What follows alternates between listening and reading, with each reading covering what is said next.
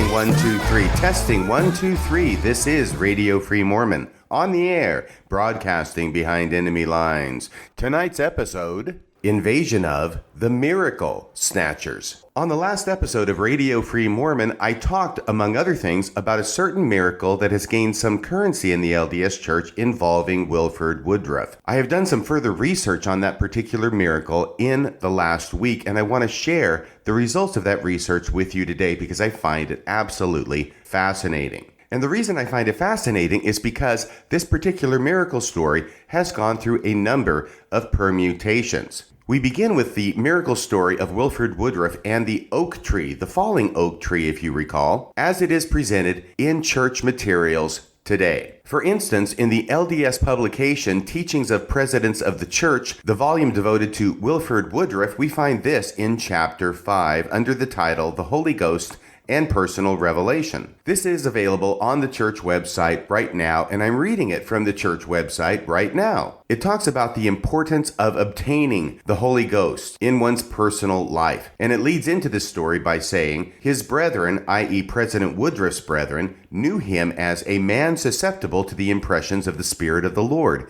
a man guided by inspiration in the performance of his duty, far more than by any gift of wisdom or of judgment that he himself possessed. It goes on. President Woodruff often related an experience he had with the impressions of the Spirit. It occurred as he and his family traveled to the eastern United States, where he had been called to serve a mission. He said, and now here's the quote from the story as we typically hear it today in church. I drove my carriage one evening into the yard of Brother Williams, who was a local member of the church. That part is added to the story so we'll know who he's talking about. I drove my carriage one evening into the yard of Brother Williams. Brother Orson Hyde drove a wagon by the side of mine. I had my wife and children in the carriage. So Orson Hyde is driving a wagon, Wilford Woodruff is driving a carriage, and in the carriage are his wife and children. This will become important later. He goes on, after I turned out my team and had my supper, I went to bed in the carriage. I had not been there but a few minutes when the Spirit said to me, get up and move that carriage. I told my wife I had to get up and move the carriage. She said, what for? I said, I don't know. That is all she asked me on such occasions. When I told her I did not know, that was enough. I got up and moved my carriage. I then looked around me and went to bed. The same Spirit said, go and move your animals from that oak tree. I went and moved my horses and put them in a little hickory grove. I again went to bed. So, 2 revelations from the Spirit to Wilford Woodruff this night. First, move your carriage and your family away from the oak tree. And then the second revelation from the Spirit is, do the same thing for your animals. Get them away from that oak tree. As he says, I went and moved my horses and put them in a little hickory grove. I again went to bed. Then, in 30 minutes, he says, in 30 minutes, a whirlwind came up and broke that oak tree off within 2 feet from the ground. So it snapped that oak tree completely off at the trunk, just 2 feet from the ground. It swept over 3 or 4 fences and fell square in that dooryard near Brother Orson Hyde's wagon, and right where mine had stood. What would have been the consequences if I had not listened to that Spirit? Why, myself and wife and children doubtless would have been killed. That was the still small voice to me. No earthquake, no thunder, no lightning. Well, there was a whirlwind, but no lightning, but the still small voice of the Spirit of God. It saved my life. It was the Spirit of revelation to me. And this is how we hear this story in church periodicals today. When we look at the reference provided for that story, we come up with the Deseret Weekly, September 5th, 1891, page 323. So this story is published in 1891, which would have been some decades after this event took place. Now, the way it is published here, there is no year or date given for when this incident was supposed to have taken place. But having done a little research on the subject, I found out that the date is July 5th, 1848. That's July 5th, 1848. Of course, Wilford Woodruff is more famous probably than anyone else in the church for having kept journals. The journals of Wilford Woodruff are an amazing source of information for history about the early church because he kept a meticulous journal for many, many years and decades. It appears he kept those journals from 1828 to 1898, a period of 70 years. And those journals can be found on the church website under the Church History Catalog. The first thing I learned from perusing Wilford Woodruff's journals is that this incident happened on July 5th, 1848. The account I just read does not give a year or a date, but his journals do. So knowing that this event happened in 1848, and also knowing that that story I just read from the Teachings of the Presidents of the Church was published in 1891, we realize that more than 40 years transpired between the event itself and the date that story was published. The second thing that I notice is that when I read this journal entry for July 5th, 1848, where Wilford Woodruff describes contemporaneously with the event what happened, it is much less miraculous than it ends up being when it's recounted 4 decades later. In fact, there is very little of the miraculous in this story. It's certainly a close call, but it's more common sense than anything miraculous. Let me read this to you as it is found in Wilford Woodruff's journal. Here's the entry for July 5th, 1848. It starts with a little sketch, or perhaps we would call it a doodle, of what looks like a tree on its side. It's hard to tell, but I'm guessing that's what it is because that's what the story is about. Wilford Woodruff is somewhat famous for drawing these little doodles or pictures at the beginning of certain journal entries. And this journal entry is no exception.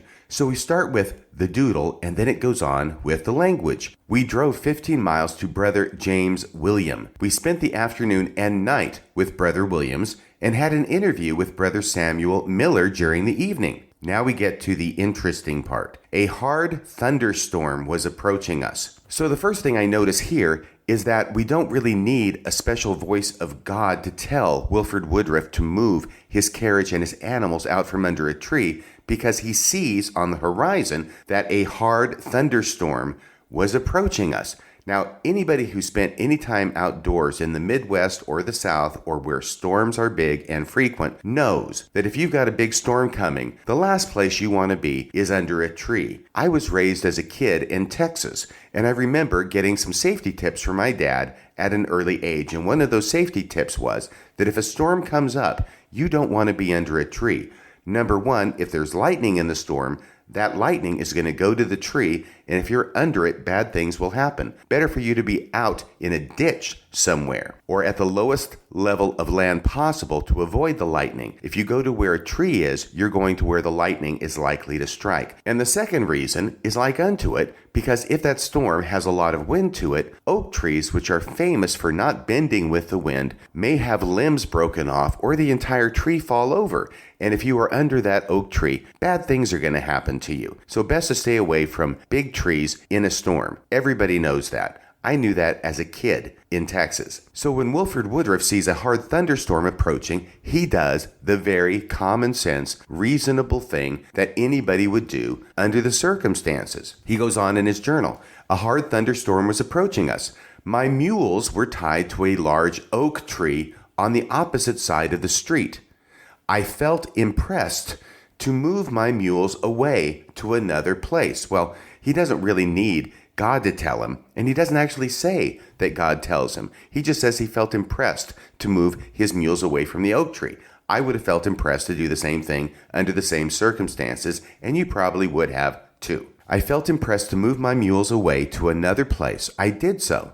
I also removed my children out of the carriage and made them a bed in the house. I also moved my carriage 1 rod down to the house in which Mrs. Woodruff, myself, and 1 child slept. So here we get the additional details that the family is no longer going to be sleeping in the carriage because the storm is approaching. Wilford Woodruff is going to have his wife and children sleep inside. It appears that they were in 2 different houses, but nevertheless, everybody's inside and hopefully safe from the storm that's approaching. He goes on, we had just retired to bed when the storm reached us with great fury.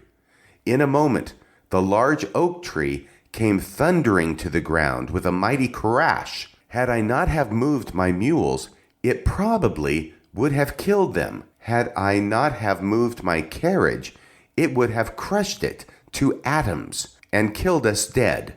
For the body of the tree fell where my carriage stood and just missed Brother Kingsley's wagon. Wait a second. What about Orson Hyde's wagon? I thought it was Orson Hyde's wagon in the 1891 account. Actually, it was Orson Hyde's wagon in the 1891 account that this tree barely misses. But here in the journal, it is not Orson Hyde at all. It's Brother Kingsley's wagon. He's another brother who's traveling with them. But in the later account, Brother Kingsley gets upgraded, presumably, to Brother Orson Hyde. Once again, his journal entry says that the body of the tree fell where my carriage stood and just missed Brother Kingsley's wagon. I considered it an interposition of providence to save our lives. Period. End of journal entry for July 5th, 1848. You can see what I mean when I say this is much more modest when it comes to talking about the miraculous nature of this event. The contemporaneous account in his journal has Wilford Woodruff seeing the storm coming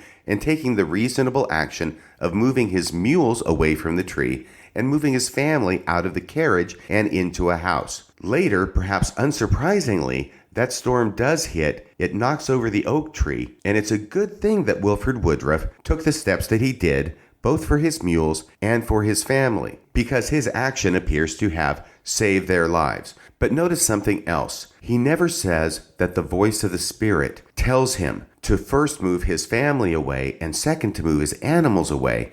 All he says is, I felt impressed to move my mules away to another place. I did so. I also removed my children out of the carriage and made them a bed in the house. And by way of clarification here, it appears he has multiple children with him. Most of the children go into the house of Brother Williams, and there's another house further down where Wilford Woodruff, his wife, and one child spend the night. But they are inside, out of the rain, and out of the path of the crashing oak tree. Once again, Wilford Woodruff in his journal never says anything about the voice of the Spirit or a revelation from God. He simply says that upon seeing a thunderstorm approaching, I felt impressed to move my mules away. Well, I would have felt impressed to move my mules away too if I saw a thunderstorm approaching. And even though Wilford Woodruff concludes his journal entry saying, I considered it an interposition of providence to save our lives, yeah, I can understand why he would, even though everything that happened could have happened quite reasonably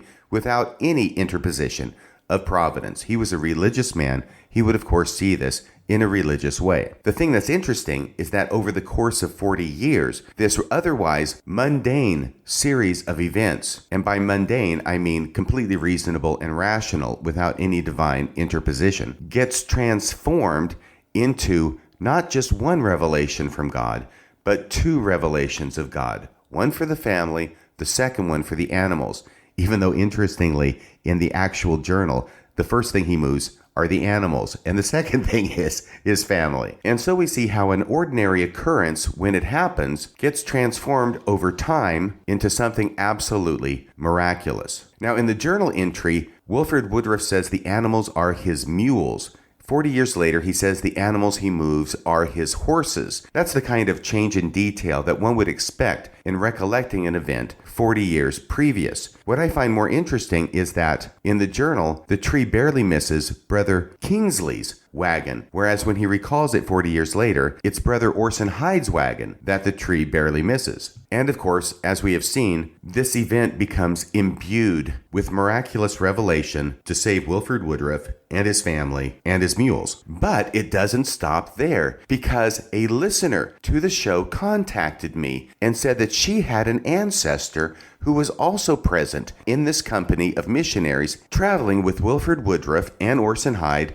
to the East Coast. And this ancestor's name was Charles Root Dana. That's his full name, Charles Root, R-O-O-T, last name Dana, D-A-N-A. The listener who sent this to me is Meredith Malan, or M-A-L-A-N. I hope I'm pronouncing that correctly. I'm using the name with permission from Meredith. And it was Meredith who sent me a copy of the relevant section of Charles Root Dana's journal for, guess what, July 5th, 1848. I want to say that this journal is not in handwriting, it is typed. So this is not the original journal. At some point along the way, somebody took it upon themselves, thank goodness actually, to type it out so it's easier to read. Every effort was apparently made in order to type it the way that Charles Root Dana wrote it down. And this is not actually his journal. This is taken from his journal. What Charles Dana says is that he was asked by George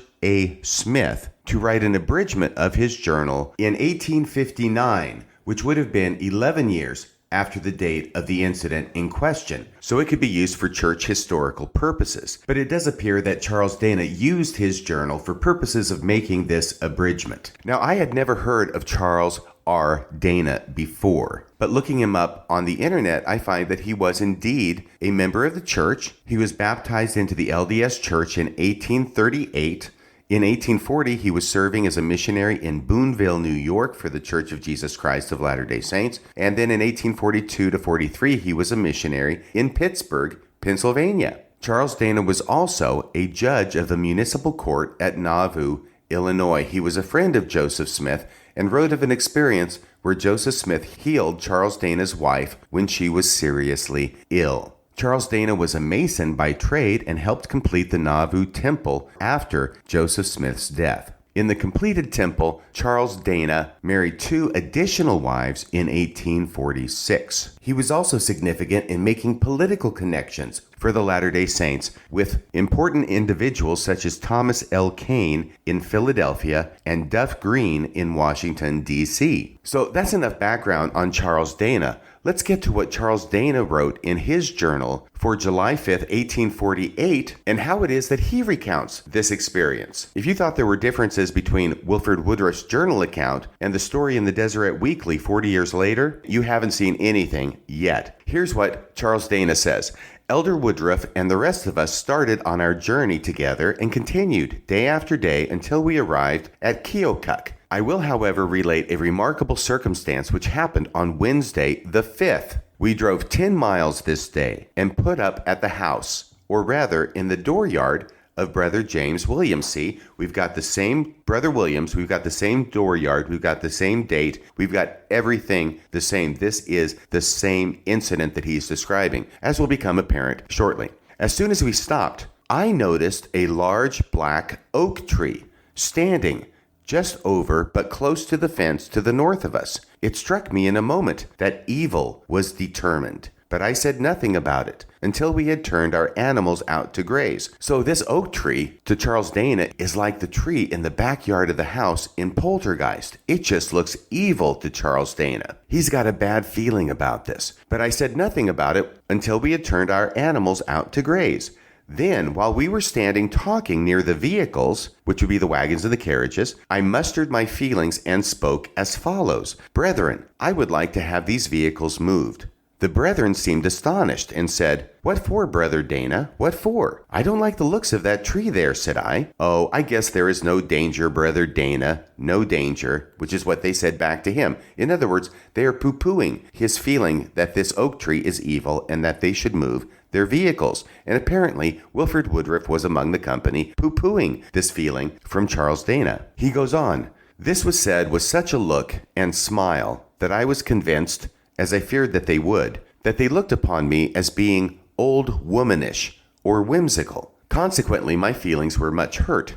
But I pondered in my heart the impressions made, and notwithstanding my feelings, for I hated to be looked upon as a whimsical old granny, well, who doesn't? I sought another opportunity to exhort them to move the vehicles. Such an opportunity offered about the middle of the afternoon, and I again said, but with more emphasis, Brethren, I would like to have these vehicles moved. And the response, of course, comes, What for, Brother Dana? What for? Was again the question asked. I answered as above, I don't like that tree there. Oh, I guess there is no danger, Brother Dana, no danger, was again reiterated in my ears, and with the same kind of a smile, only more so. So here, Charles Dana says that he's the one who has the bad feelings about this tree, and he's the one who's requesting that the vehicles be moved away from the tree, but nobody in the company will listen to him. He tells them once, they don't listen. He tells them twice, they don't listen. And if we know our miracle stories, we can bet what's going to happen next. even though it's completely different from what Wilford Woodruff says in either his journal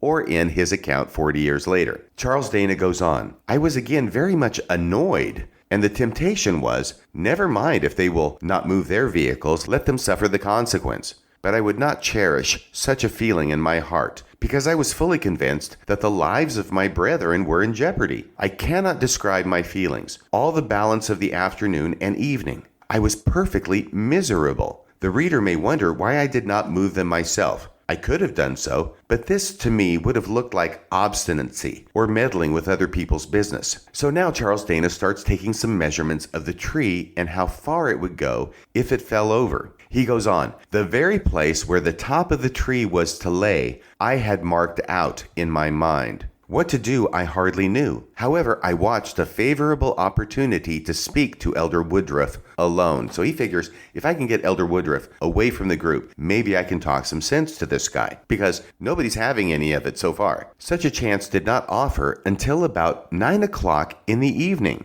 Prayers were attended in Brother William's house. Elder Woodruff was mouth. As soon as he arose from his knees, he took his hat and made for the door. This was just what I desired in my heart. I made haste and got my hat and followed hard after him. And as soon as I could, I was at his side. And with a good deal of emphasis and feeling, I said, Elder Woodruff, I would like to have those vehicles moved. He looked at me very inquisitively and said, Do you feel that way, Elder Dana? I do, Elder Woodruff, was my reply, and my heart leaped for joy as he uttered those words, for I believed that I should now gain my point. He answered, We will move them then. So finally, the third time, getting Elder Woodruff alone, Charles Dana is able to convince him that they need to move the freaking vehicles. So Wilford Woodruff answers, We will move them then, and then they take action. I took hold of the tongue of his carriage, and he pushed behind, and we moved it perhaps 30 or 40 feet. It was rather dark, so that in moving it, the forward wheels struck the bottom log of the house that was longer than the rest. So they're moving it up against the house. When it stopped, he asked me, There, Brother Dana, will that do? It almost sounds like Wilford Woodruff is trying to humor him at this point, but at least he's moving the vehicles. That's the important thing. There, Brother Dana, will that do? I looked up, and although it was dark, I could see the top of the tree, as there was clear sky in that direction. I answered, Yes, Elder Woodruff, I think it may just about do. The fear then measurably left me. However, I observed I would like to have had the wagon moved, but Henry was gone and got to bed. But really, I did not feel so much concern about the wagon as I did about your carriage. Brother Woodruff and family went to bed, as I suppose, in the carriage. I went to the wagon and lay down by the side of Henry, but I was timid and anxiously waiting and listening for the wind that was to prostrate that tree. So he knows this is coming. He doesn't see it coming according to his account, but he knows from earlier that day that there's going to be a problem with that tree and it's going to fall over. And the only reason a tree would fall over is because of a big wind. So he's listening for the wind as he's laying in the wagon with Henry. I did not have to wait, I think, more than about 20 minutes before I heard a tremendous wind in the right direction to bring that tree down upon us. I began to hustle up, and Henry asked me, What are you going to do? I am going into the house, was my reply. What for? Said he. Do you not hear that wind? Said I. He lifted up his head and listened. My sakes, I do, and I am going in too, said he. We gathered our coats and vests, hurried into the house, and the wind struck the house, and the same instant the tree came down with a tremendous crash, covering completely the whole space where Brother Woodruff's carriage had stood but a very few minutes before. Some of the top boughs brushed the back part of Elder Woodruff's carriage. He got up, came into the house, lifted up his hands, and said, Elder Dana, that was revelation. The body of the tree fell within about 1 or 1.5 feet of the ends of the axle trees of Henry's wagon. So that's how he recounts the incident. And yet, in his journal, this was such an impressive event to Charles Dana that he ponders about it after the event. Here's what he says. I always looked upon that as a very remarkable interposition of providence. Interestingly, the same phrase that Wilford Woodruff uses in his journal account, the interposition of providence, remember? I always looked upon that. This is Charles Dana. I always looked upon that as a very remarkable interposition of providence, and never should have felt clear of the guilt of negligence if I had ceased my supplications and suffered the enemy to have prevailed. For the whole of them would have been mashed all to pieces if the carriage had not been moved. He concludes with this poignant thought: some may wonder why I received the revelation instead of Elder Woodruff. Well, Elder Woodruff is going to take care of that in about 40 years, Charles Dana, so don't you worry. Some may wonder why I received the revelation instead of Elder Woodruff. I can attribute it only to one fact, and that is there was an envious feeling against me at Pisgah, which is a location along the trail. Against me at Pisgah among a share of the means that I had gathered. Now, what they're doing on this mission is they're trying to gather means to help out the Mormons who are traveling west. And when Charles Dana says means, he presumably is referring to the money and supplies that they are trying to gather from saints and other interested parties in order to assist the saints in moving out to the Great Salt Lake. And it sounds like there was some question among the other brethren as to whether Charles Dana had perhaps been skimming off the top. He goes on: and while Brother Woodruff was at Pisgah, saying the least of it, he was in the neighborhood where he could get his head filled with tales. So Charles Dana is speculating that the reason he received this revelation instead of Brother Woodruff is because Brother Woodruff had heard tales about things that Charles Dana was doing with the means he was gathering, which were not according to Hoyle,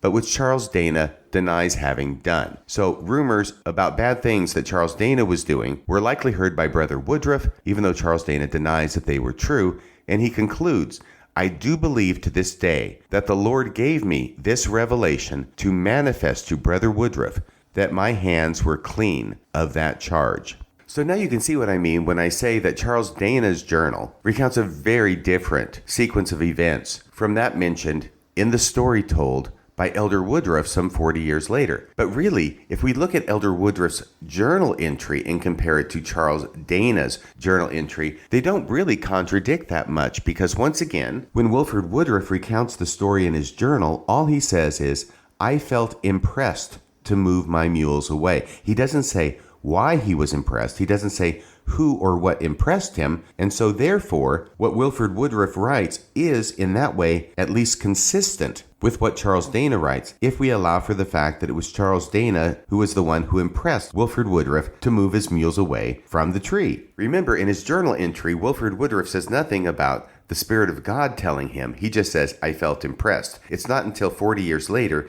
when he's recounting this story again, that he's going to receive two direct commands from the Spirit of the Lord, first to move his family, then to move his animals, with no mention whatsoever of Charles Dana. So I call this episode Invasion of the Miracle Snatchers because it appears that what may have happened here is that Charles Dana receives a revelation to move the vehicles away from the tree. He tells the brethren about it, including Wilford Woodruff, not once but twice, and gets poo-pooed for his efforts until finally he gets Wilford Woodruff alone and manages to impress upon him that he's freaking serious about moving the vehicles away from that tree. And he gets Wilford Woodruff to move his carriage away from the tree. They go inside the house. Boom, the wind comes, knocks the tree down, and Brother Wilford Woodruff is saved. Not by the revelation Wilford Woodruff received from the Lord, but by the impression of the evil-looking oak tree that Charles Dana received, and was finally able to convince Wilford Woodruff of how important it really was to move his carriage away from the tree. Now, at this point in time, I can't tell you which of these accounts is correct. At a minimum, what I can tell you is that Wilford Woodruff's journal records something that is decidedly unmiraculous. 40 years later, it becomes quite miraculous in a retelling by Wilford Woodruff. And on top of that, in Charles Dana's journal, he goes into great detail to talk about his impressions and how it was that he was the one who finally got Wilford Woodruff to move his carriage, and in fact helped him move his carriage once he convinced Wilford Woodruff to do so. And a likely interpretation of this is that this really was the impression that Charles Dana received, that he finally convinced Wilford Woodruff of, and that 40 years later, Wilford Woodruff has now consciously or subconsciously co-opted this miracle from Charles Dana and now applies it to himself. He's the one who received the revelation, not Charles Dana, not anyone else. Charles Dana is now forgotten. And indeed, Charles Dana died August 7th of 1860. 1868. So it is decades since Charles Dana has passed away when Wilford Woodruff is publishing this account in 1891 in the Deseret Weekly. So at least he doesn't have to worry about offending Charles Dana by taking credit for the revelation that Charles Dana wrote that he himself was the one to receive and not Wilford Woodruff. Dead men tell no tales. And though this timing may simply be coincidental, it has to be observed that it's always a good thing. If you're going to tell a contradictory story to somebody else like this, it's best to wait until after they're dead and buried, so they can't contradict you. A lesson Paul H. Dunn learned to his detriment and heartbreak. Now, this whole idea of appropriating someone else's miracle story and applying it to yourself has a very long pedigree. It's been going on a long time, and especially when the miracle happens to somebody who is not as important as the person to whom this miracle gets ascribed in later retellings. A classic example of this is perhaps the most famous story in the Old Testament, the story of David killing Goliath. And the question then becomes, was it David who killed Goliath? Or was it somebody else, someone who was nowhere near as famous as David, somebody named Elhanan? And this is a famous chestnut in the Old Testament because there actually appear to be two separate accounts of somebody named Goliath getting killed. The famous and detailed one is where David kills him. The second, not so detailed one, and the one that typically gets overlooked, has to do with a person named Elhanan killing Goliath. I found a good article on this on the internet at the website called Got Questions, and it's under the title, Who Killed Goliath, David or Elhanan? Here's the answer they give. The record of Goliath's defeat at the hand of David is found in 1 Samuel 17. However, a verse in 2 Samuel seems to name Elhanan instead of David as the one who toppled Goliath. Here's what's clear. 1 Samuel 17 verse 50 says that David killed Goliath. Here's what's not so clear. In some translations, 2 Samuel 21 verse 19 seems to indicate that it was Elhanan, not David, who killed the giant. And here's what it says there. And there was again war with the Philistines at Gob. And Elhanan, the son of Jaare-Oregim, the Bethlehemite, struck down Goliath the Gittite, the shaft of whose spear was like a weaver's beam. Remember that description of his spear being like a weaver's beam? We get that in the David story too. But here in 2 Samuel chapter 21 verse 19, it says that it was Elhanan who struck down Goliath the Gittite, the shaft of whose spear was like a weaver's beam. The article goes on. The size of Goliath's spear shaft is a detail shared by both passages. Yes, I just mentioned that. The obvious difference is who killed Goliath. Was it David or Elhanan? Unless David and Elhanan are different names for the same person, or there were two giants named Goliath, these verses seem to contradict each other. But then in 1 Chronicles chapter 20 and verse 5, we find an account that appears to try and solve this discrepancy. 1 Chronicles 20 verse 5 says, in another battle with the Philistines, Elhanan, son of Jair, killed Lami, the brother of Goliath the Gittite, who had a spear with a shaft like a weaver's rod. This verse repeats the detail of the size of the spear shaft, and it clearly says that Elhanan killed Goliath's brother rather than Goliath himself. So without going into this textual discrepancy any further, because it's beyond the scope of this podcast, what we seem to have in the Old Testament, and what many Bible scholars agree, is that there was a lesser known person named Elhanan who actually killed a very big guy named Goliath. But later on, over the course of time, it was decided that such a miraculous event shouldn't be wasted on somebody of no importance, but should instead be ascribed to David. So instead of Elhanan killing Goliath, it becomes David killing Goliath. In the same way, we may have a latter-day instance of the same thing with this story of the falling oak tree. It actually may be Charles Dana who received the revelation or the impression that they need to move their carriages and animals away from this oak tree because it's going to fall in the night in a huge windstorm. And Charles Dana tries to convince everybody, including Wilford Woodruff, to move their vehicles, and nobody's buying it until he finally gets Wilford Woodruff alone on the third try later that very night, about 9 o'clock. Later that very night, and finally convinces Wilford Woodruff to move his carriage. He moves his carriage, the thunderstorm comes down, the oak tree falls over, boom, Wilford Woodruff and his carriage are saved because of the revelation or impression to Charles Dana. But who's Charles Dana? I've never heard of Charles Dana, not before I got contacted by this listener with a copy of his journal. And so it is possible that over time, this miracle that happens to a relatively unimportant person in church history now gets ascribed to Wilford Woodruff, the fourth president of the Church of Jesus Christ of Latter-day Saints, because really, that's who should be receiving this revelation anyway, not Charles Dana. And so we see that when it comes to writing religious histories, there may indeed be nothing new under the sun. And if we can see the invasion of the miracle snatchers happening in the Old Testament with the story of David killing Goliath, perhaps we shouldn't be surprised to see the same kind of miracle snatchers appearing again in Latter-day Saint history. Well, that's about all for tonight. Until next time, this is Radio Free Mormon, signing off the air.